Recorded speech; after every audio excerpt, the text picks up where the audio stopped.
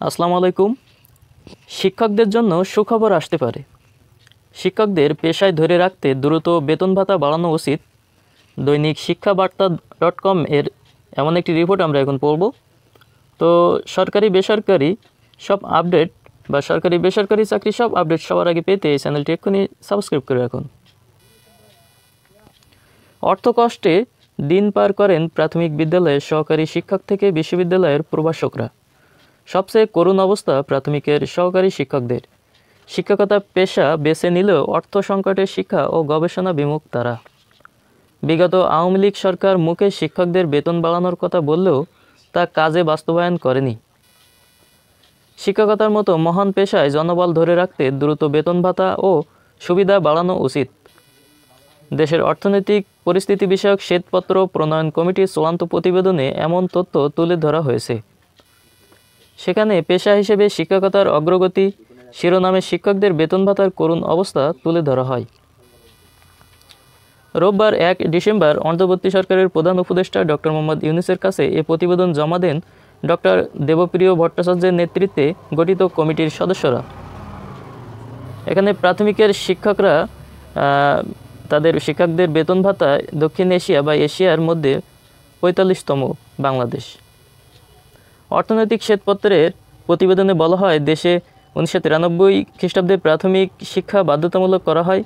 এই আইনটি কার্যকর হওয়ার পর সরকার শিশুদের প্রাথমিক শিক্ষা নিশ্চিতের দায়িত্ব নেয়। প্রাথমিক শিক্ষায় শিক্ষকদের ভূমিকা সবচেয়ে গুরুত্বপূর্ণ, অথচ জাতীয় বেতন কাঠামোতে সরকারি প্রাথমিক বিদ্যালয়ের শিক্ষকরা খুব নিচের স্তরে অবস্থান করছেন। বর্তমানে সরকারি প্রাথমিক বিদ্যালয়ের সহকারী শিক্ষক 13তম গ্রেডে বেতন ভাতা পান। তাদের মূল বেতন 11,000 টাকা। এর সঙ্গে তারা অবস্থান ভেদে বাড়ি ভাড়া, চিকিৎসা ভাতা ও অন্যান্য সুবিধা মিলিয়ে সর্বমোট 19,000 টাকা পেয়ে থাকেন। গবেষণা বলছে, বর্তমানে রাজধানী ঢাকায় 4 সদস্যের একটি পরিবারের শুধু খাবারের খরচই 22,664 টাকা। প্রাথমিক বিদ্যালয়ের শিক্ষকদের গড় বেতন $170, যা বাংলাদেশের গড় মাসিক মাথাপিছু আয়ের তুলনায় প্রায় 27% কম। উচ্চ মূল্যে খাবার কিনে খেয়ে প্রাথমিকের একজন শিক্ষকের পক্ষে সংসার চালানো পাহাড়সম কঠিন। বিশেষ করে যারা সংসারে একমাত্র উপার্জনক্ষম ব্যক্তি, তাদের জন্য এটা বিরাট চ্যালেঞ্জ হয়ে দাঁড়িয়েছে। গত কয়েক বছর মূল্যস্ফীতি 9% দাঁড়িয়েছে, অথচ প্রাথমিকের শিক্ষকরা এখনও 2015 খ্রিস্টাব্দের বেতন কাঠামো অনুযায়ী বেতন ভাতা পাচ্ছেন। তা দিয়ে মূল্যস্ফীতির এই কঠিন সময় পার করছেন তারা। বেতনের হিসাবে বিশ্বের দেশগুলোর চেয়ে বহু পিছিয়ে বাংলাদেশের প্রাথমিকের শিক্ষকরা। প্রাথমিক বিদ্যালয়ের শিক্ষকদের বেতনের ক্ষেত্রে বাংলাদেশ এশিয়ার দেশগুলোর মধ্যে 45তম আর দক্ষিণ এশিয়ায় 7ম অবস্থানে রয়েছে। রাজশাহীর মোহনপুর উপজেলায় একটি সরকারি প্রাথমিক বিদ্যালয়ের সহকারী শিক্ষক পদে যোগদান করেছেন রাজশাহী বিশ্ববিদ্যালয় থেকে স্নাতকোত্তর শেষ করা ফারজানা আক্তার। শিক্ষকতা করার প্রবল ইচ্ছা থেকে প্রাথমিক বিদ্যালয়ে যোগ দিয়েছেন তিনি। তবে আর্থিক অনটনে সিদ্ধান্ত বদলের পথে ফারজানা। তিনি বলেন, আমার বাসা থেকে স্কুলের দূরত্ব গড়ে 8 কিলোমিটার। প্রতিদিন আসা যাওয়া করতে অটোরিকশা ভাড়া লাগে প্রায় 100 টাকা, অর্থাৎ মাসে যাতায়াত খরচই 3 থেকে 4,000 টাকা। ঢাকার বাইরে হওয়ায় বাড়ি ভাড়া কম। সব মিলিয়ে যে বেতন পায় তা দিয়ে চলার মতোই নয়। বিশ্ববিদ্যালয় থেকে স্নাতকোত্তর শেষ করে শখের বসে প্রাথমিকের চাকরিতে এসে এখন দেখছি জীবন অনেক কঠিন। এ চাকরিতে থেকে বাবা মায়ের আশা পূরণ করা সম্ভব নয়। এখন ভিন্ন চিন্তা করতে বাধ্য হচ্ছি। অর্থনৈতিক শ্বেতপত্রে প্রাথমিক শিক্ষকদের করুণ চিত্র তুলে আনায় খুশি প্রাথমিকে শিক্ষকদের 10ম গ্রেড বাস্তবায়ন কমিটির সমন্বয়ক মোহাম্মদ মাহবুবুর রহমান। তিনি বলেন, আমরা দীর্ঘদিন যে কথাগুলো বলে আসছি সেটার কিছু অংশ শ্বেতপত্রে উঠে এসেছে, অথচ আমরা যাদের উপর ভরসা করে থাকি তারা বলছেন সহকারী শিক্ষকদের দাবি মেনে নেওয়া বাস্তবসম্মত নয়। এতে আমরা কষ্ট পেয়েছি, তবে আশাহত নয়। আশা করছি শীঘ্রই অন্তর্বর্তী সরকার আমাদের দাবি মেনে নিয়ে সহকারী শিক্ষকদের 10ম গ্রেড বাস্তবায়ন করবেন। জানতে চাইলে প্রাথমিক গণশিক্ষা সচিব ফরিদ আহমদ বলেন, সহকারী শিক্ষকদের এ দাবি 10ম গ্রেড বাস্তবায়ন যে যৌক্তিক তা সরকার বরাবর বলে আসছে। কিছু বাস্তবতা সেটা এখন বাস্তবায়ন করা সম্ভব হচ্ছে না। সরকারের সংশ্লিষ্ট বিভাগের কর্মকর্তাদের এ বিষয়টি মাথায় আছে, যথাসম্ভব তাড়াতাড়ি এটা বাস্তবায়ন হবে হয়তো। শুধু প্রাথমিক বা মাধ্যমিকের শিক্ষকরাই নয়, বিশ্ববিদ্যালয়ের প্রভাষকরাও অর্থ সংকটে। জেরবার বলেন, প্রতিবেদনে উল্লেখ করা হয়েছে। অর্থনৈতিক শ্বেতপত্রে বলা হয়েছে, কম বেতনের কারণে অনেক প্রভাষক বিশ্ববিদ্যালয়ের শিক্ষা গবেষণায় কম সময় দেন। শুধু ক্লাসের সময়টুকুই তারা ক্যাম্পাসে আসেন, উৎপাদনমুখী বা গবেষণায় তাদের আগ্রহ নেই। শুধু পদোন্নতির জন্য বিশ্ববিদ্যালয়ের শিক্ষকরা গবেষণা করেন, ফলে অধ্যাপক হওয়ার পর তারা গবেষণা থেকে নিজেকে পুরোপুরি সরিয়ে নেন। যদিও কিছু শিক্ষক প্রতিকূলতা পাড়ি দিয়ে গবেষণায় টিকে থাকেন, টিকে থাকাদের অধিকাংশই পারিবারিকভাবে আর্থিক দিয়ে তুলনামূলক সচ্ছল। শ্বেতপত্রে গবেষণার বরাতে উল্লেখ করা হয়েছে, দেশের বিশ্ববিদ্যালয়গুলোতে প্রভাষক পদে চাকরিতে যোগদানের পর একজন শিক্ষক 220 থেকে $482 সমপরিমাণ বেতন ভাতা ও অন্যান্য সুবিধা পান।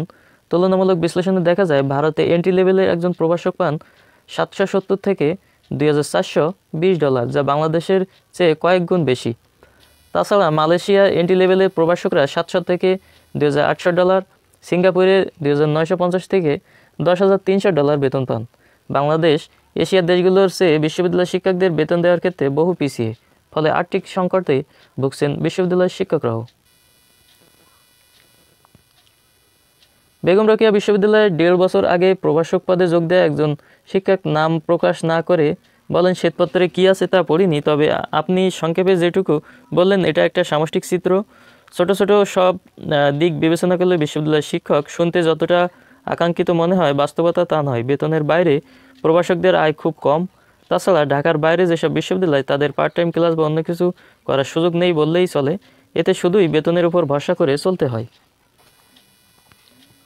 তিনি বলেন, নবম গ্রেডে মূল বেতন 22,000 টাকা, এর সঙ্গে বাসা ভাড়া, চিকিৎসা ভাতা সহ অন্যান্য সুবিধা মিলিয়ে 37-38,000 টাকার মতো পাওয়া যায়। বাবা মা, ছোটো বোন, স্ত্রী, সংসার, আমার 5 সদস্যের সংসারে খাবার খরচই লাগে 25,000 টাকা। পোশাক সহ আনুষঙ্গিক খরচ আছে, সেগুলো খুবই কষ্টসাধ্য। সেখান থেকে অর্থ বাঁচিয়ে গবেষণার ব্যয় করা সম্ভব নয়। বিশ্ববিদ্যালয় থেকেও গবেষণার বরাদ্দ খুব কম, বলা যায় নামমাত্র। অর্থনৈতিক শ্বেতপত্রের প্রতিবেদনে বলা হয়েছে, শিক্ষকতা এমন একটি পেশা যেখানে মনোযোগ ও ধারাবাহিক প্রচেষ্টার মাধ্যমে শিক্ষার্থীদের গড়ে তুলতে হয়, সেজন্য তাদের দেওয়া কার্পণ্য করা যাবে না। এমনকি বেতন কাঠামোর গ্রেড ও অন্য পেশার সঙ্গে তুলনা করাটাও বাস্তবসম্মত নয়। শিক্ষকদের স্বাভাবিক জীবনধারা নিশ্চিত করলেই কেবল যথাযথ বুদ্ধিভিত্তিক আউটপুট পাওয়া যায়। প্রতিবেদনের এ বক্তব্যের সঙ্গে একমত ঢাকা বিশ্ববিদ্যালয়ের এমেরিটাস অধ্যাপক সিরাজুল ইসলাম চৌধুরীও। তিনি বলেন, পেট ঠিক তো সব ঠিক, এটা খুব সরল কথা, আবার এটাই খুব কঠিন কথা। স্ত্রী সন্তানও নিজের পেট না চললে দেশ ও জাতির জন্য ভাবাটা খুব কঠিন। তারপরও আমি মনে করি বাংলাদেশের শিক্ষকরা শত প্রতিকূলতার মধ্যেও টিকে আছে। তিনি বলেন, জ্যেষ্ঠ অনেক ভালো শিক্ষক এখনও আছেন, তরুণদের মধ্যেও অনেকে খুব ভালো করছেন। তাদের এর ডেডিকেশন দেখে সরকারের উচিত মূল্যায়ন করা। শিক্ষকদের বেতন ভাতার বিষয়গুলো নিয়ে এ সরকারকে নতুন করে ভাবতে হবে, তা না হলে জাতি গঠনে আমরা আরও পিছিয়ে পড়ব। তো এই ছিল শিক্ষকদের নিয়ে শ্বেতপত্রের একটি রিপোর্ট। তো আশা করি শিক্ষকদের জীবনমান উন্নয়নে এই বর্তমান অন্তর্বর্তী সরকার খুব শীঘ্রই পদক্ষেপ নেবে এবং শিক্ষকদের বেতন ভাতা বৃদ্ধির জন্য সরকার খুব দ্রুত পদক্ষেপ নেবে এবং সেই অনুযায়ী কাজ করবে। তো সরকারি বেসরকারি চাকরি সব আপডেট সবার আগে পেতে এই চ্যানেলটি এখনই সাবস্ক্রাইব করে রাখুন। ধন্যবাদ।